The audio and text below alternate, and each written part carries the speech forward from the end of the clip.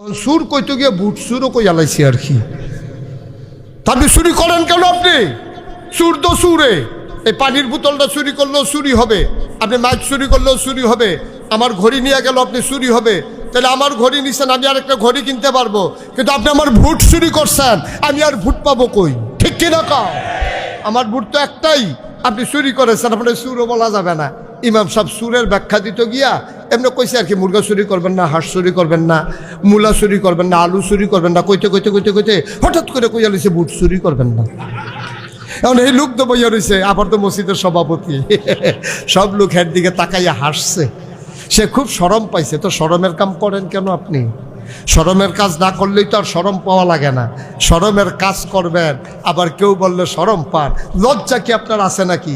আপনি লজ্জা থাকলে এই কাম করেন কেমনে? ঠিক কিনা কন? আপনারা মানুষ ক্ষমতা দিছে 5 বছরের জন্য, আপনি চলে বলে কৌশলে 17 বছরের জন্য আপনি যান কেন এখানে?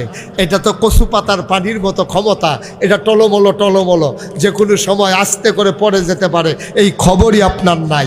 আপনি মনে করেছেন পুলিশ আপনার, র্যাব আপনার, গোয়েন্দা আপনার, ম্যাজিস্ট্রেট আপনার, ডিসি আপনার, এসপি আপনার, ইউনো আপনার, ওসি আপনার, পুলিশ বাহিনী আপনার, র্যাব আপনার, গোয়েন্দা আপনার। আপনি ভুলে গেছেন, আপনি ভুলে গেছেন যেই মানুষগুলো মৃত্যুকে আর ভয় পায় না, তাদেরকে দমিয়ে রাখা যায় না। ঠিক কিনা কম? যারা মৃত্যুকে ভয় পায় না, তারা মরার ভয় দেখাবেন কেমনে? এই জন্য আমি অনেক সময় বলি আর কি, যে গাঞ্জা খাও অন্য মানুষের বিড়ির ডরতে হাইয়া লাভ নাই।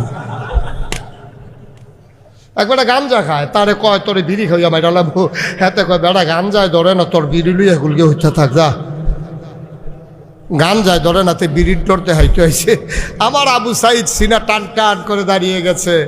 তার পোস্টমর্টেম করার পরে পাওয়া গেল 3টা বুলেট তার ভিতরে পাওয়া গেছে, সবগুলাই তার সিনা দিয়া ঢুকছে, একটাও পিঠ দিয়ে ঢুকে নাই। ঠিক কিনা কও? যেই ছেলেরা জীবন দিতে শিখেছে, এই জাতিরে তুমি দমাই রাখবা, এই কলজা কার আছে? ইন্ডিয়ার তার আমরারে মাঝে মাঝে ডর দেখায়। কি ডর দেখায়? কি কয় জানে? কয় যে তারা নাকি আমরা পেঁয়াজ দিবে না, রসুন দেবে না। বেড়া, তোমরা পেঁয়াজ আর তোমরা রসুন, আমার দেশের মানুষ যেদিন পেঁয়াজ আর রসুন উৎপাদন করা শিখে যাবে, সেই দিন বুঝবা। 1 বছর ওরা কইছিল যে আমাদেরকে নাকি ওরা আর গরু দেবে না, কুরবানির গরু। তো আমাদের ছেলেরা কত গরু না দিলে গরু তো আমরাই ফেলা লাগবে। এখন এগুলো ফান্ড করা হলো, গরু উৎপাদন করা হলো। কুরবানির পরে দেখা গেল কুরবানি দেওয়ার পরে গরু আরও বেশি হয়েছে। ঠিক কিনা খাও? তারপরে যেভাবে আলু করেন, আমি তো আজকে ঘুরে ঘুরে দেখলাম আপনাদের গ্রামে যেভাবে আপনারা আলু করেন, এই আলুর জমিনের একটা লাইন বরাবর কয়েকটা টমেটো গাছ লাগাই দেন, কয়েকটা ধনে পাতা ফালাই দেন, কয়েকটা কাঁচামরিচের গাছ লাগাই দেন, কিছু রসুনও করেন, কিছু পেঁয়াজও করেন। এক চেটে শুধু আলু করার দরকার কি? আপনার যদি পেঁয়াজ কিনতে আর বাজারে যাওয়া না লাগে, আপনার যদি রসুন কিনতে আর বাজারে যাওয়া না লাগে, আর আলু তো আপনারা, আলুর উপরে তো আপনারা ঘুমান, কেন খাওয়ান তো লাগে না, তাইলে সব তো আপনাদেরই। আলু আপনার, পেঁয়াজও আপনার, রসুনও আপনার। এই যে পুকুরগুলো আছে এইগুলোতে একটু আরেকটু গভীর করে কিছু মাছের চাষ করে দেন, তাইলে তো আমার দেশ আর ইন্ডিয়ার দিকে তাকানো লাগবে না। ঠিক কিনা বলো? তখন ইন্ডিয়ার মানুষগুলো, এখনই তো ইন্ডিয়াতে কান্নাকাটি চলতে আছে, আমরা তারা যে যায় না। আচ্ছা, আপনি মনে করেন স্বর্ণ বেচনের লেগে বই রয়েছেন, কিনুন না নাই, কথা কয় না। স্বর্ণ বিক্রির জন্য আপনি বসে রয়েছেন, কিন্তু কিনার লোক নাই। এই স্বর্ণের কোনো দাম আছে? আপনি যদি কোন মাগ না দাও, আরেকবার যদি কয় না দিয়া চাইছি গুতা খাই। এই স্বর্ণ আমার বউয়ে কানও দিছিল, কানও দেওয়ার পরে এই কান শুদ্ধ লইয়া ফুইরা গেছে গা। আমার এই স্বর্ণ আপনি মাগ না দিলেও তো হ্যাঁ স্বর্ণ নিবে না। ঠিক কিনা কন? তাহলে কিনুন না থাকলে না জিনিসের দাম। ইন্ডিয়ার তারা যে ভয় দেখাও, আমরা আনি বইলে না তোমাদের জিনিসের দাম। যেই দিন আমরা আর আনবো না, সেই দিন দুলাবাই ডাকবা নেউন না নাই। ঠিক কিনা কন? তারবার তো হয়েছে ওইটা, আমরা একটু সচেতন হন, আর একটু চালাক হন, আর একটু বুদ্ধিমান হন, আর একটু কর্মঠ হন। দোকানে বসে বসে আড্ডা মারার দরকার নাই। চা খাওয়া শেষ হয়েছে, শেষ, জমিনে চলে যান। চা খাওয়া শেষ হয়েছে, দোকানে চলে যান। চা খাওয়া শেষ হয়েছে, অফিসে চলে যান। আড্ডা মেরে সময় নষ্ট করার দরকার নাই।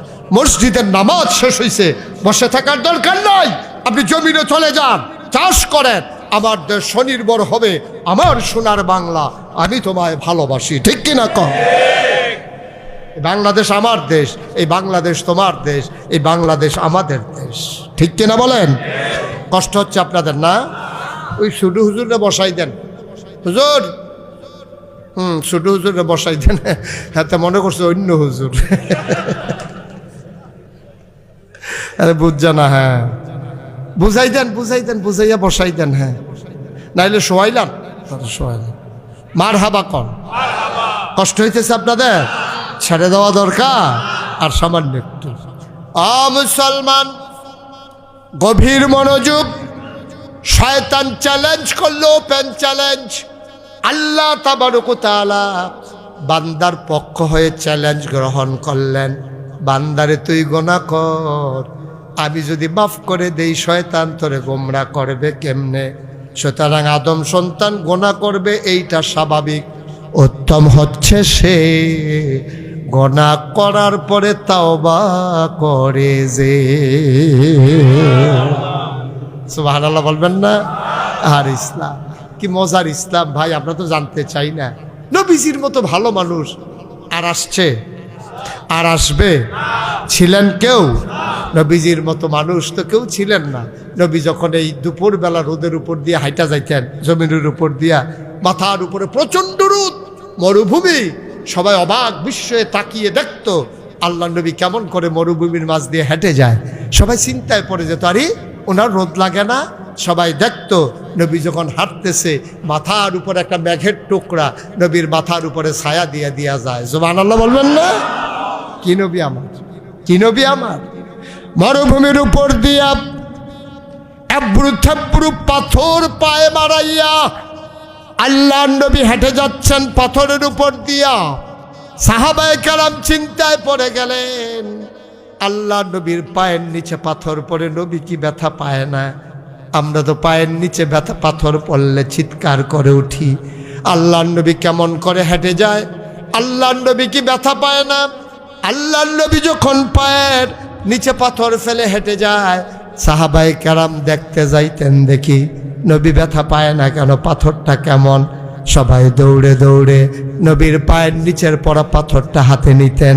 ওরা তাকাইয়া দেখতেন ওই নবীর কদমের নিচে পাথর পড়ে, ওই পাথরটা নবীর সম্মানে তুলার মতো নরম হয়ে গেছে।